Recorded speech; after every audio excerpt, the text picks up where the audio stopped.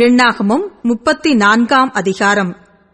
கர்த்தர் மோசேயை நோக்கி, நீ இஸ்ரவேல் புத்திரருக்கு கட்டளையிட்டு சொல்ல வேண்டியது என்னவென்றால், கானான் தேசம் அதன் எல்லைகள் உட்பட உங்களுக்கு சுதந்திரமாக கிடைக்கப் போகிறது. நீங்கள் கானான் தேசத்தில் சேரும்போது உங்கள் தென்புறம் சீன் வனாந்திரம் தொடங்கி ஏதோம் தேசத்தின் ஓரம் மட்டும் இருக்கும்.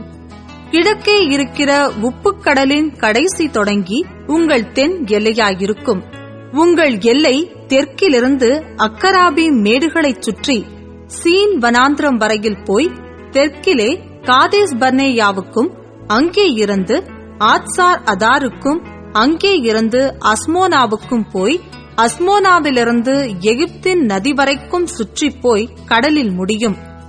மேற்றிசைக்கு பெருங்கடலே உங்களுக்கு எல்லை.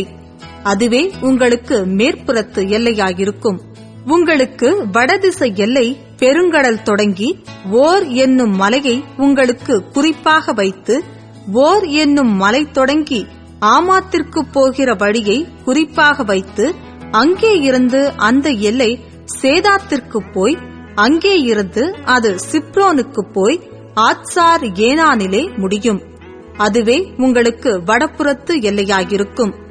உங்களுக்கு கீழ்த்திசை எல்லைக்கு ஆத்சார் ஏனானிலிருந்து சேப்பாமை குறிப்பாக வைத்து, சேப்பாமிலிருந்து எல்லையானது ஆயினுக்கு கிழக்கிலுள்ள ரிப்லா பரியந்தமும், அங்கே இருந்து கின்னரேத் கடல் பரியந்தமும் அதன் கீழ்கரையோரமாய் அங்கே இருந்து யோர்தான் பரியந்தமும் போய் உப்புக்கடலில் முடியும்.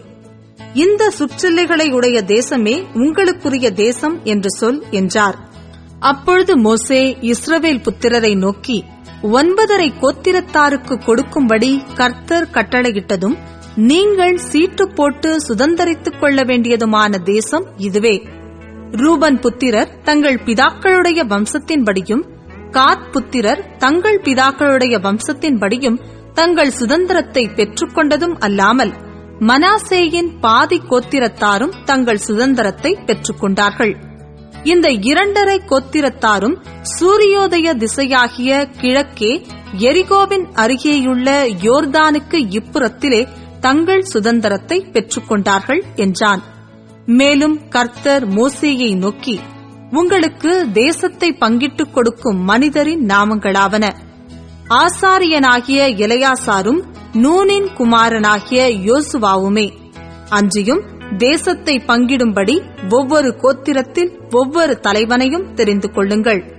அந்த மனிதருடைய நாமங்களாவன: யூதா கோத்திரத்துக்கு எப்புனேயின் குமாரனாகிய காலேபும், சிமியோன் புத்திரரின் கோத்திரத்துக்கு அம்மியோதின் குமாரனாகிய சாமுவேலும், பென்யமின் கோத்திரத்துக்கு கிஸ்லோனின் குமாரனாகிய எலிதாதும், தான் புத்திரரின் கோத்திரத்துக்கு யொக்லியின் குமாரனாகிய புக்கி என்னும் பிரபுவும், யோசேப்பின் குமாரனாகிய மனாசே புத்திரரின் கோத்திரத்துக்கு எபோதின் குமாரனாகிய அன்னியேல் என்னும் பிரபுவும், எப்பிராயிம் புத்திரரின் கோத்திரத்துக்கு சிப்தானின் குமாரனாகிய கேமுவேல் என்னும் பிரபுவும், செபுலோன் புத்திரரின் கோத்திரத்துக்கு பர்னாகின் குமாரனாகிய எலிசாப்பான் என்னும் பிரபுவும், இசக்கார் புத்திரரின் கோத்திரத்துக்கு ஆசானின் குமாரனாகிய பல்தியேல் என்னும் பிரபுவும், ஆசேர் புத்திரரின் கோத்திரத்துக்கு செலோமியின் குமாரனாகிய அகியுத் என்னும் பிரபுவும், நப்தலி புத்திரரின் கோத்திரத்துக்கு